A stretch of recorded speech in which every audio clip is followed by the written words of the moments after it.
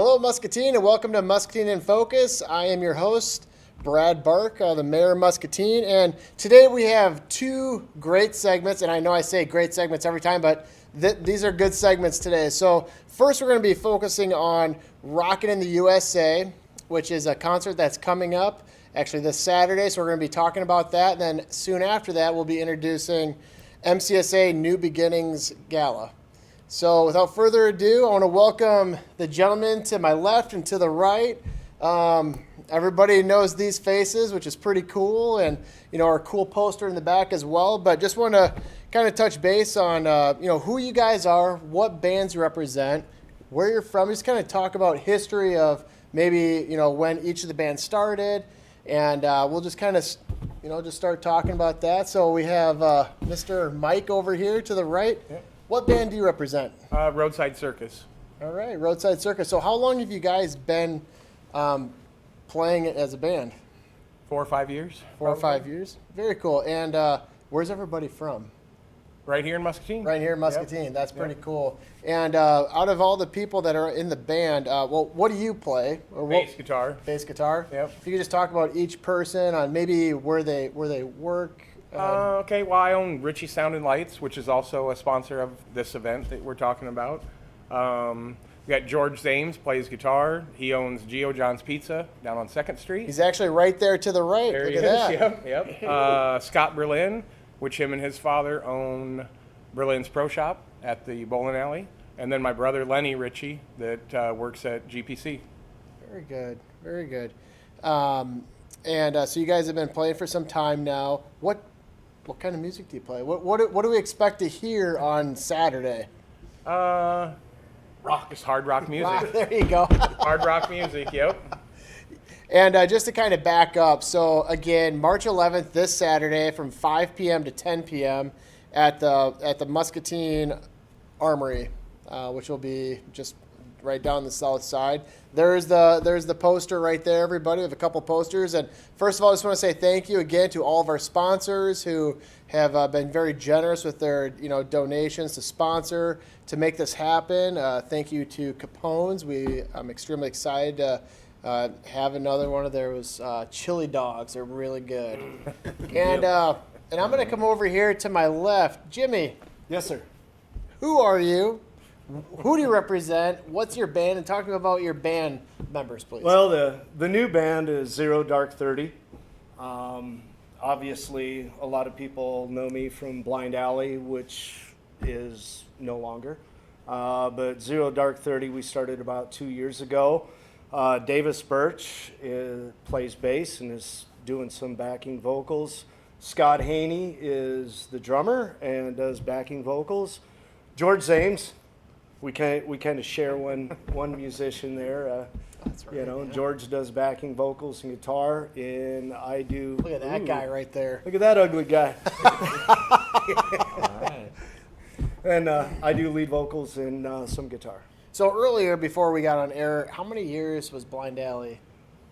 Blind Alley, we started playing out in 1990, and then we retired Blind Alley at one of your shows, which was Rockin on Sycamore, which would put Blind Alley at 29 years. Wow, that's great. That's wonderful. And this is kind of a perfect little segue into what we're raising money for. But yeah, talk to me about your shirt, please, and your wonderful hat. Well, I don't know where to start on that one. I am in law enforcement, reserved for the Muscatine County Sheriff's Department.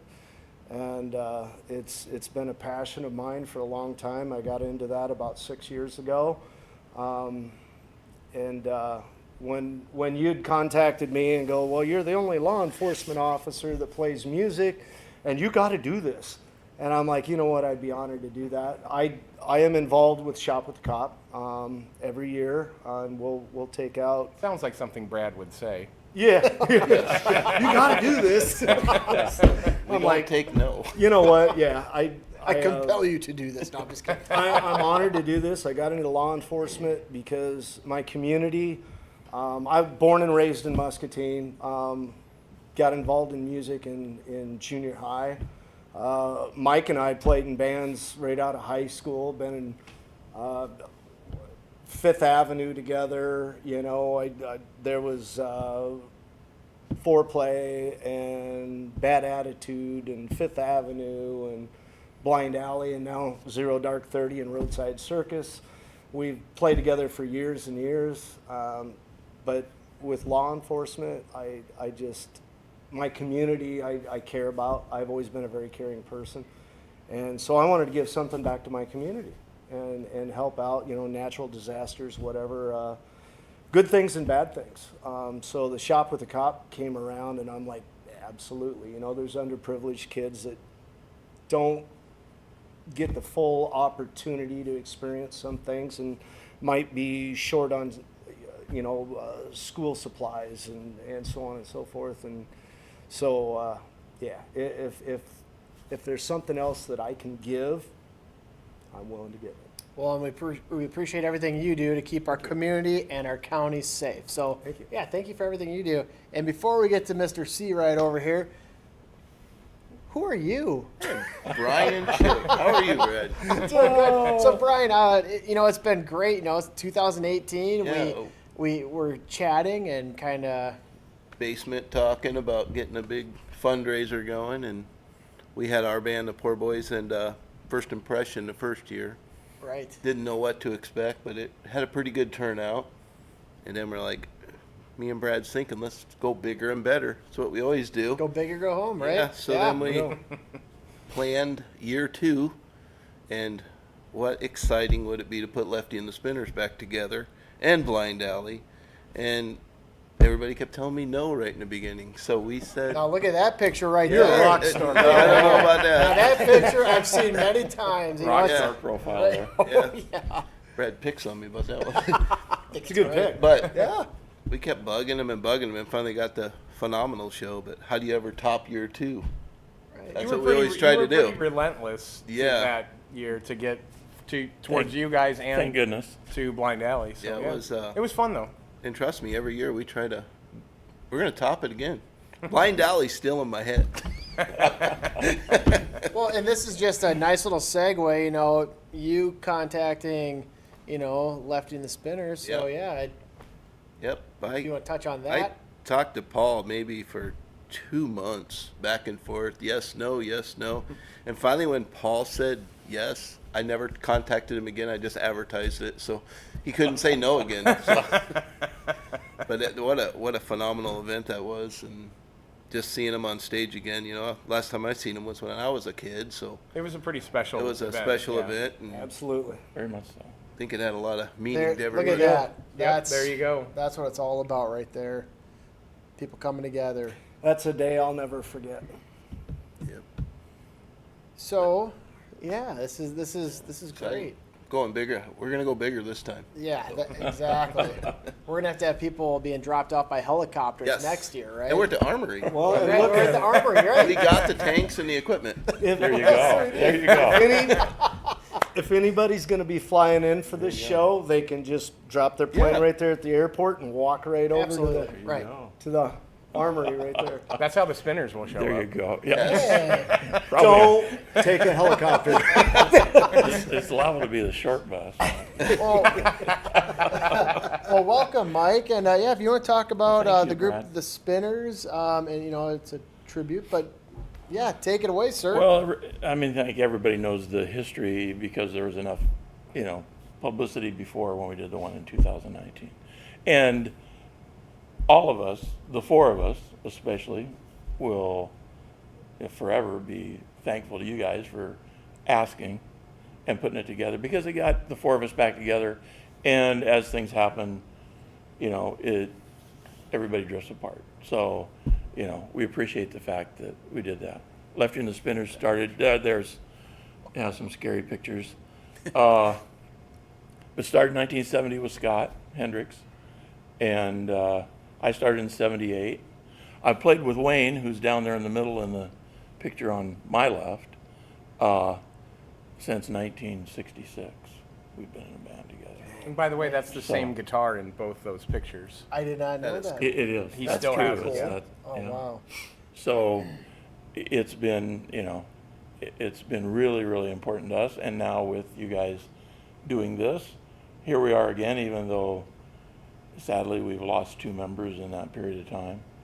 But we were kind of floundering, not sure what we're going to do, although people asked.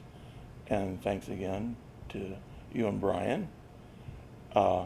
We've got Beth Van Zant, who plays drums and filled in after Paul had passed, and who had been, last year she celebrated 30 years with Left-Handed Spinners. And then Park McConaughey graciously said, sure, I'll play bass. So here we are, 4-piece again, and looking forward to it. This is really exciting. So, what year did you start up again? 78. I started in 78. 78. Yeah, and pretty much been with it the whole time. We had, after we stopped in 2000, would have been about 2008. We decided to do benefits after Bob Eichelberger had passed in 2011. So the next year we did a Relay for Life and got us all back together playing music again, and continued to do that until the call from you guys that, that got the original 4 back, well, the more original 4 back together. I guess And Paul always called it the 70s era It was. spinners. Okay. It was probably a period of time when we played the most and got the most exposure. We were able to do a lot of really cool things with the radio station and playing with the Beach Boys in '84. And we got to do a lot of really fun things during that period of time with, actually it would have been the 4 of us, and then in '81 Bob Eichelberger joined and played keyboards. So I have to ask, how was it playing with the Beach Boys? Incredible. That just Haven't done sounds anything cool, like it doesn't since. it? You've got 10,000 people in John O'Donnell Stadium. Wow. So it's absolutely the largest crowd I've ever played for. And it just, Wayne and I especially were big Beach Boy fans anyway. So it was. Paul was always a really real proud kick. of that moment as well.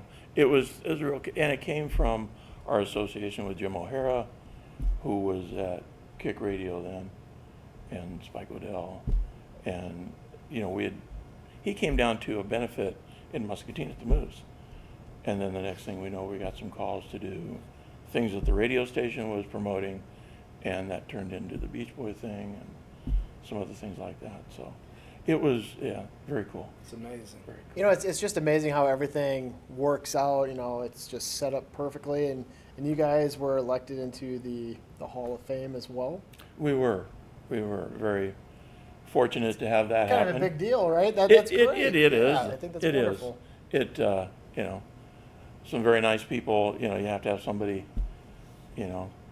nominate you and follow through and write a bio and do all that stuff. So and it's honestly the biggest kick we've had are all the people that have supported us all these years. What was so cool about 2019 was seeing all those old familiar faces, and that they're still coming out and dancing, and it's been the people. Not only the people, our connection in the group, because it's, as all of us that play in bands can attest, it's hard to keep a band together.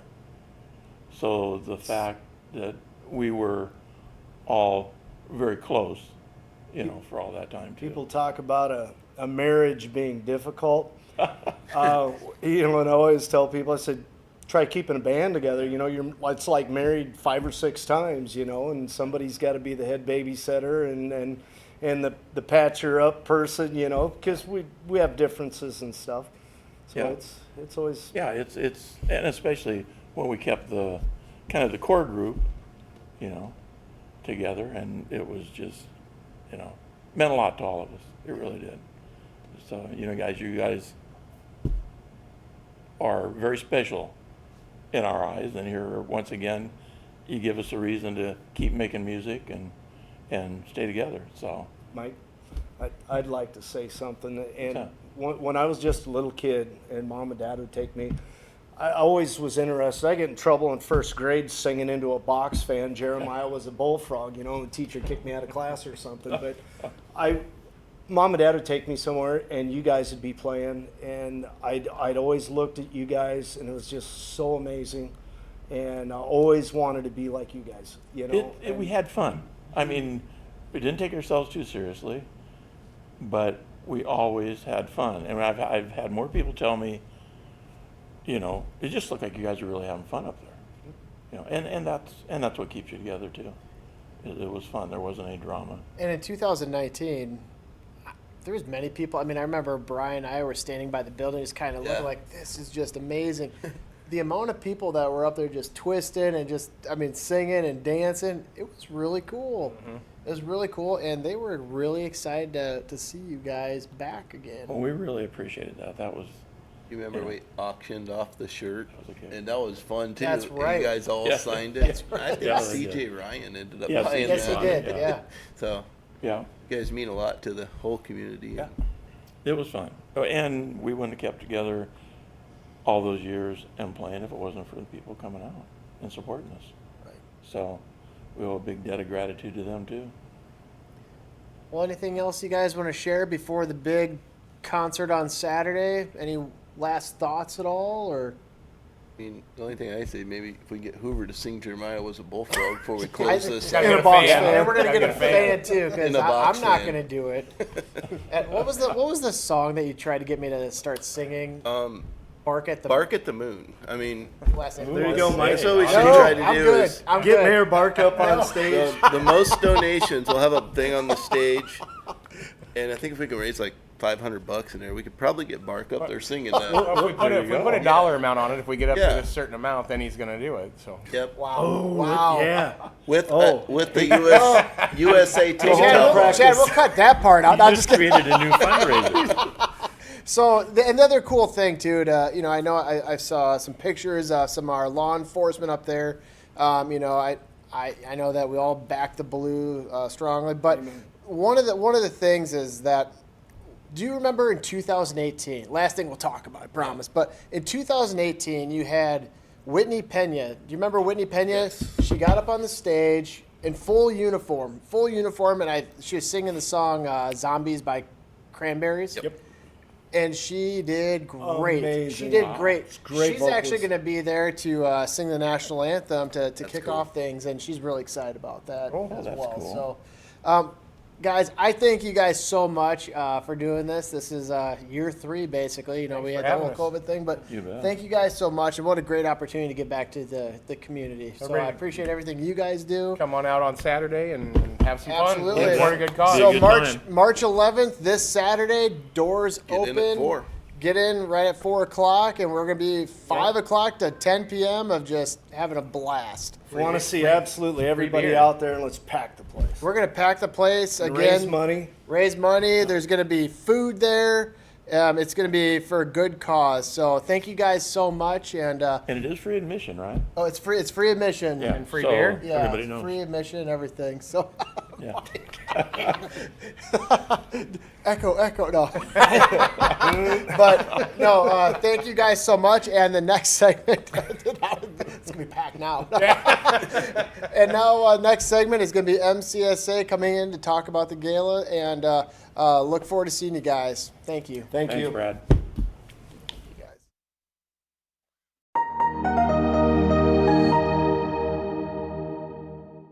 All right, now we're on segment 2 today, which is Domestic Violence Shelter New Beginnings Gala.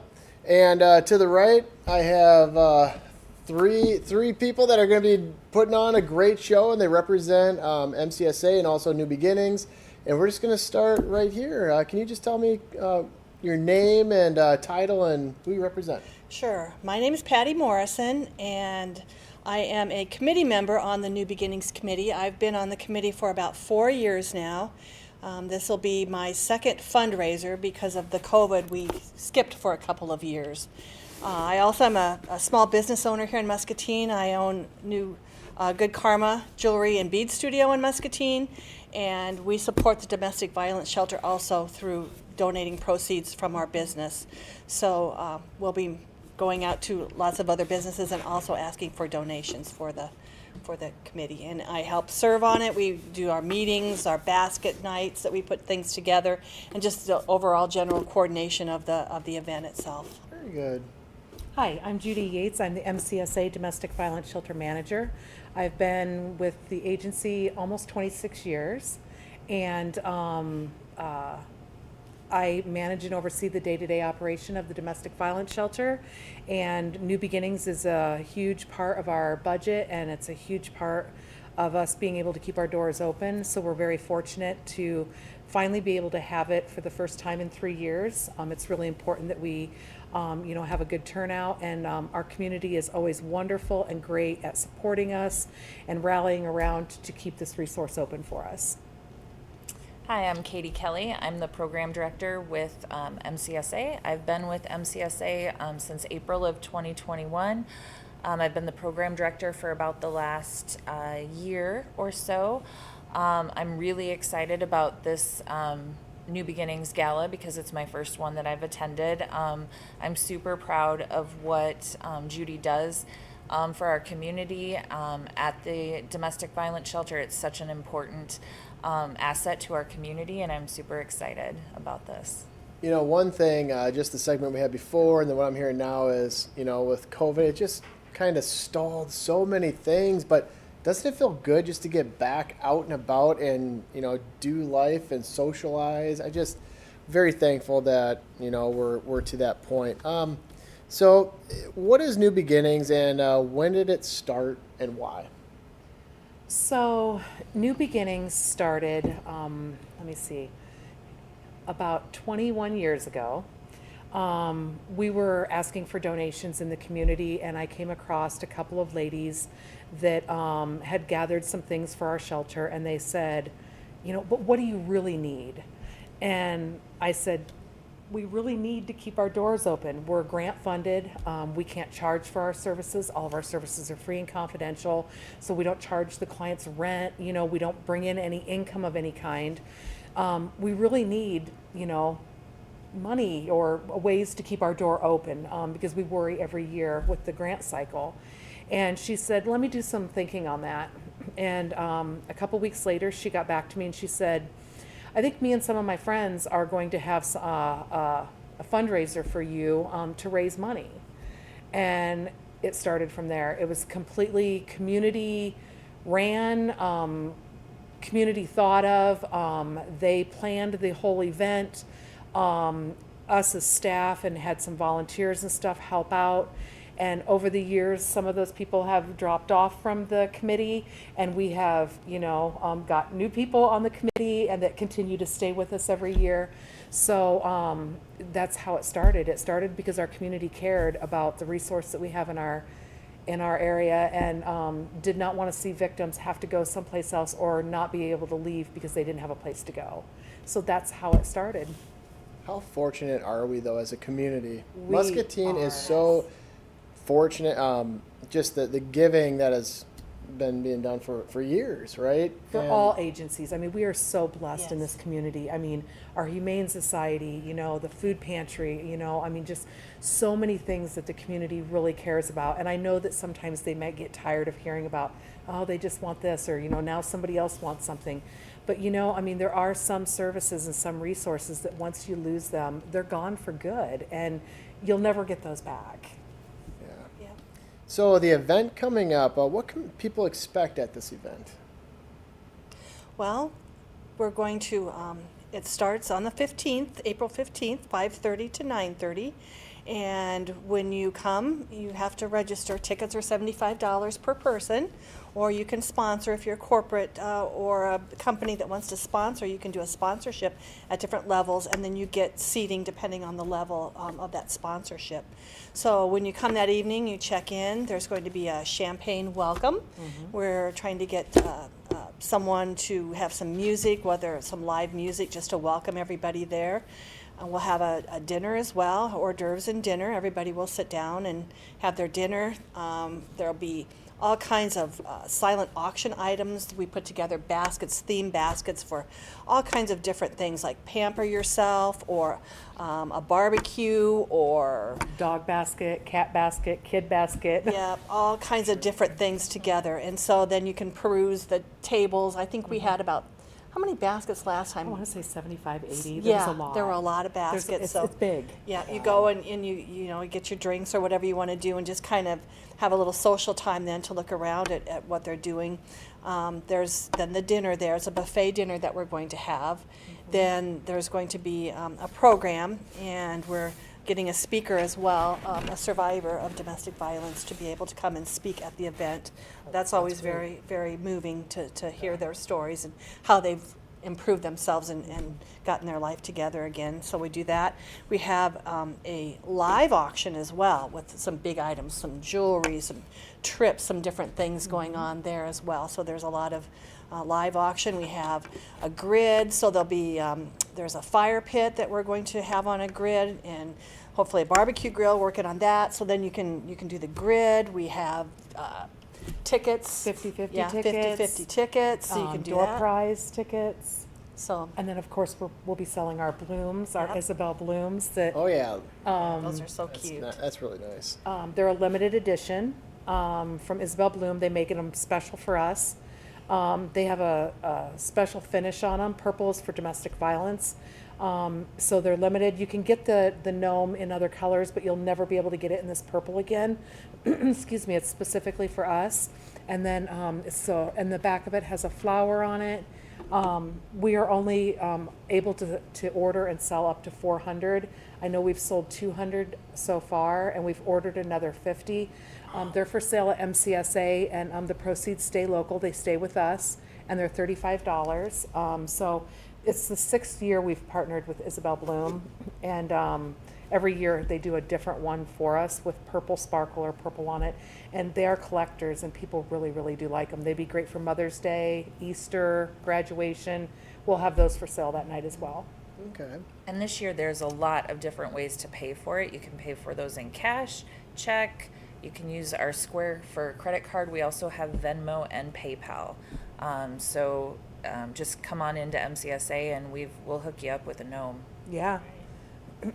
I like the flower in the back. That's kind of a cool little Yeah, feature. it's really cute. That's really nice. Yep. So talk to me about where the event is and what will people expect when they come in. You know, there's probably a check-in table, things like that. What can people expect? So, like Patti said, when you come in, you do have to get your tickets ahead of time. They are $75 each. So if you're interested in getting a ticket and you didn't get an invite, you can contact MCSA and pay for it through Venmo or PayPal. So, you'll receive a packet, and in your packet will be your bid number. Everything is done that night on bid numbers. It's solely, no cash is at checkout, if you want to pay with cash, you can, but throughout the night, you bid on things, you do your silent auction and everything. And as soon as you come in, there is a champagne meet and greet. It's just for people to just kind of unwind.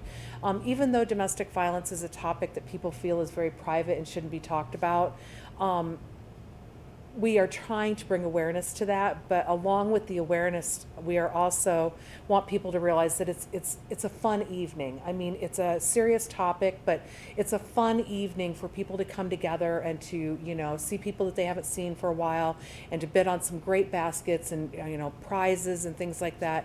So we do have a survivor that is going to speak. It's very short.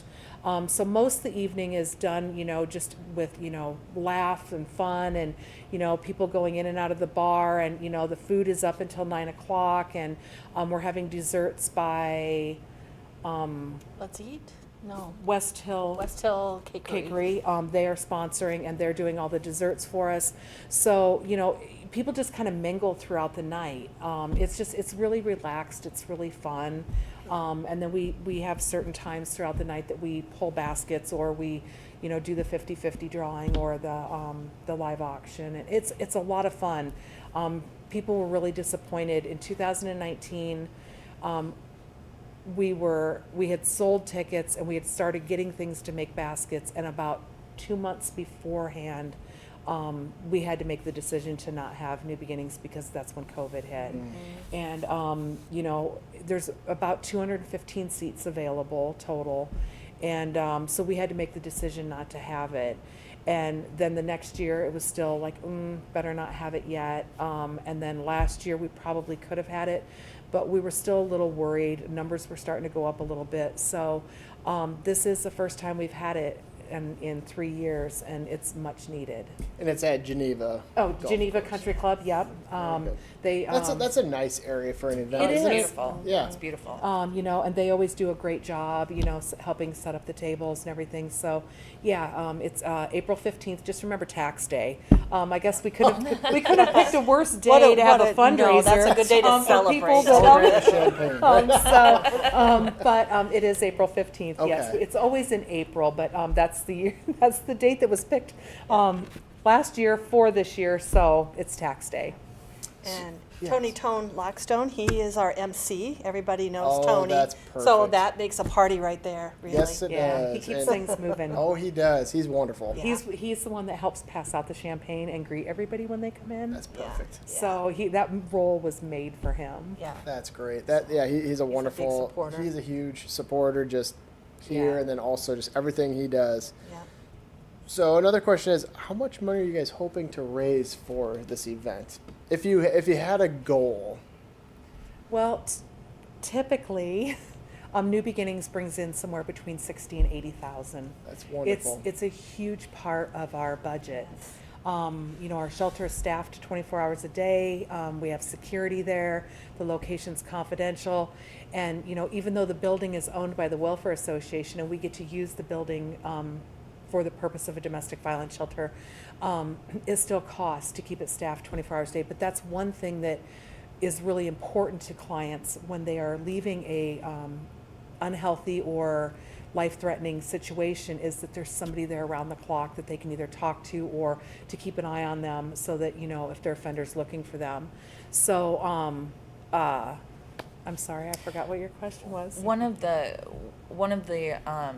pieces of information that I think a lot of folks don't know about when it comes to funding our domestic violence shelter is that in 2014, when the previous owners of the shelter moved back to Davenport, they were basically ready to close the shelter because they were not able to fund a working shelter in our community. The funding is all based out of Scott County for that. So MCSA does not have access to funding sources specific to domestic violence. So we rely 100% on some limited grant funding, but specifically local money to help keep our doors open. So while we have raised a great amount of money in the past, I would love to shoot for a goal of 100,000. That would be fantastic. Yeah. There you go. know? Like it. I think it would be fantastic to be able to raise that much for this much needed. And to help with us not having the last 3 years has Yes. really hurt us in It a has. sense. You know, MCSA has been able to keep us going in the community. I mean, talking about how great the community is. I mean, Tony and his kids do a lemonade stand and sell cookies. And, you know, Really good lemonade too. it by the way. is. I've heard. And his kids do art and they sell, you know, I mean, people care about and are worried that we're going to lose our shelter. So, you know, I mean, people are doing little things all the time. There was a bourbon tasting that was, you know, downtown that helped raise, you know, like $1,500 for us just 6 weeks ago, you know, so we're very fortunate. But yeah, I'd love to see 150,000 would Right? be great. Let's just up it to 150. Man. Like on going. I'm like I said, I'm so proud of the work that Judy does in the community and the rest of the employees at the domestic violence shelter. They provide a service that you know, if someone is experiencing domestic violence in our community, and they have kiddos that go to school here, if we didn't have this here and they needed to feel protected, they would have to go to Iowa City or Davenport in order to be safely housed in a shelter that's secure and safe from their abuser. That would be devastating. For me, when I think about that, moving my children's school, uprooting their lives, uprooting potentially my job, to a whole nother large community is a scary thing. And so that puts a lot of survivors at risk. It raises the risk of them being harmed or worse. So the service that Judy and her staff provide at the DV shelter it's immeasurable. It really goes to re-victimizing them as well. You know, it's almost like they're being punished because they were abused. And, you know, like Katie said, you know, a lot of people will just choose to stay because they're worried about, you know, their kid's going to graduate next year and don't want them to go to a new school. They have churches, you know, that they're part of, jobs, you know, and the communities in Iowa City and Davenport, they serve such a larger area that 99.9% of the time their shelters are full.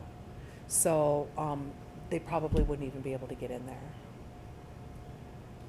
And you know, and I'm a huge supporter of mental health, and I've talked to Scott Dalkey many times, just on, you know, just asking him questions on every little aspect of, you know, service that, you know, MCSA does, and it's there's so many things that you guys do to give back. So, you know, I just appreciate everything you guys do 100%. Is there any special needs for the DV shelter at this time? We're a large house that houses women and children. You know, right now we currently have 3 women and 5 children. 3 of those children are under the age of 3. We provide everything for them. They come and, you know, a lot of times they come with just the clothes on their back. You know, we provide food for them, laundry soap, diapers, wet wipes, you know, feminine products, toilet paper. Imagine what you go grocery shopping for in your life with your family. We need all those same things, you know, aluminum foil, baggies, diapers, wet wipes, you know, dish soap, laundry soap, bleach, cleaning supplies. I mean, but we just go through them at a larger rate. You know, you've never seen anybody so happy to get a case of toilet paper than me. I've cried getting a case of toilet paper. I'm serious. I mean, there are things that we would have to go out and buy as an agency that we just don't have the funds for. But how do you not have toilet paper? I mean, you know, or just the basic needs. You know, a woman that's leaving and she doesn't have a job and doesn't have any income or anything, how do you tell her to try to make her diapers last longer? I mean, you can't, you know. And those are things that you can't buy with food stamps. Those are things that, you know, are expensive. So we need the same things that everybody else needs. And if anybody wants to donate anything like that, they can take it to MCSA and tell them that it's for the domestic violence shelter. I stop over, or, you know, Katie and some of the staff come over to the DV shelter. Everything gets brought to us. So, you know, underwear, socks, kids' pajamas, things that when the women are packing and throwing things in a bag that they just don't remember to grab, bras, you know, things that, you know, they just forget to grab. So in the DV shelter, you mentioned 3 adults and 5 children. Right. Is that about how many that stayed there in 2022 then, or what? Any stats on that, if I may? You can go ahead and give the stats. Okay. Yep. So that's just who's currently there right now. Okay. Okay. It's a 4-bedroom house, and one of the bedrooms is handicap accessible. So right now we have somebody or a family in 3 of the bedrooms. We have had just a little bit of a stint with COVID, so we are trying not to double people up, but we can. But in last year, we served 39 clients. 22 of those were women and 17 were children. So that's how many we housed. But another number that I find, well, a couple numbers that I find to be really astonishing is we had 47 women call for shelter last year that were okayed to come to shelter, but for whatever reason chose not to. Due to the dynamics of domestic violence, average woman leaves 7 to 10 times. She maybe, you know, found a friend to stay with. Maybe they made up and she decided not to leave at that time. So besides the clients that we did serve, there were 47 women and 42 children, equaling 89 clients that were okayed to come to shelter and just chose not to, or called back at another time. You know, so to me, that's a lot of people reaching out that were looking for services that may have changed their mind at the time. We had 407 crisis calls. The crisis line rings into the domestic violence shelter. And for shelter nights, if a woman comes in and if she stays for 30 days, that counts 30 nights. We had 2,809 shelter nights. Some people stay longer than others. So that's how many shelter nights we served. We were not empty at all last year, and we haven't been for the last several years. Thank you for sharing the stats. That's, Thank you. I mean, it's good to know stats because that tells a story. Last question, how can people get involved? Well, people can get involved several ways. Obviously, purchasing a ticket to New Beginnings would be fantastic. Purchasing the gnome from Isabel Bloom would be fantastic. If people are interested in volunteering with any of our programs at MCSA, including the domestic violence shelter or any number of programs that we have, they can call us at 563-264-3278 and talk to a front desk staff member.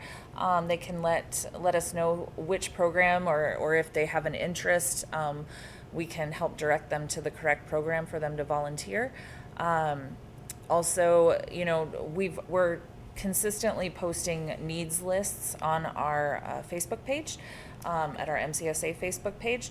So folks are welcome to help provide those items to us. And like Judy said, when somebody brings a donation to MCSA and says it's specifically for the domestic violence shelter, we make sure that it gets over to the domestic violence shelter. So those are some ways that folks can get involved, absolutely. Donations also for the event. We're going out to the absolutely. local businesses and asking for donations for baskets, still sponsorships, whatever they would like to do in that area would be very helpful, as well as purchasing the tickets. MCSAiowa.org is the website that you can go to, and under Services Domestic Violence Shelter, there's more information also about the event on there, and I think you can link to that to get tickets as well. Yes, you So can. Yep. it's another way to do it. So. Well, very good. Any last, I won't say last words, but any last thoughts you want to? I'd just Touch like to on? throw two things out there. This really doesn't have anything to do with our New Beginnings, but I think it's really important that everybody learns or knows the crisis line number, because it is answered 24 hours a day, and whether you need to know it to pass it on to somebody else, or somebody that is watching or listening needs it. It's 563-263-8080. It's a pretty easy number to remember. So, if we could post that or, get that word out there, it's really important. We all know somebody, work with somebody, have a family member, somebody that has either experienced it, grew up with it, or is going through it. So I think it's just really important that they know that resource. And the last thing I'd like to say is Beth here in town, she does pet fostering. Due to the dynamics of domestic violence, a lot of victims will not leave because they won't leave their pets. And we cannot have the pets at our shelter, but Beth Van Zant, she pet fosters for us. And I know I have 2 dogs, and if I had to leave my home, I would stay if I had to leave my dogs, only because a lot of offenders will use the animal and say, you leave me, I'm going to harm our pet. And a lot of people, when they call, will say, well, I can't come to shelter. What else can you help me with? Because I won't leave my cat or I won't leave my dog. We have crossed that barrier for the homeless shelter as well as our shelter. And it's really important for people to know that, because really a lot of victims will stay and continue to be abused rather than lose their pet. So.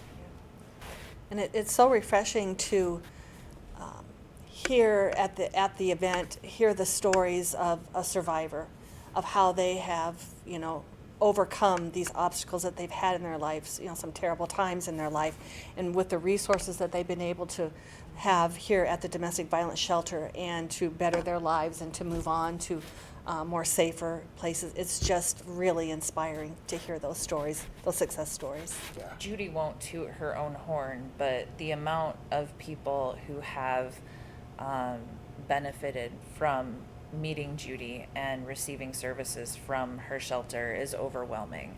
Yes. I've heard several success stories. It's the community. I've heard several success stories about how her empathy and her work with clients has helped them to make better choices moving forward, and we're so very proud of, Yes, of we what are. everyone does. I'm over very there. passionate about what I do. I grew up in a home with domestic violence. I've actually spoke at New Beginnings and told my story, which a lot of our staff did not know. It's not something I share, but with my mom's permission, the last time we had it, or the time before the last time we had it, I actually told my story. I just don't think that people realize what children growing up in a home with domestic violence, screaming and yelling and crisis and chaos go through.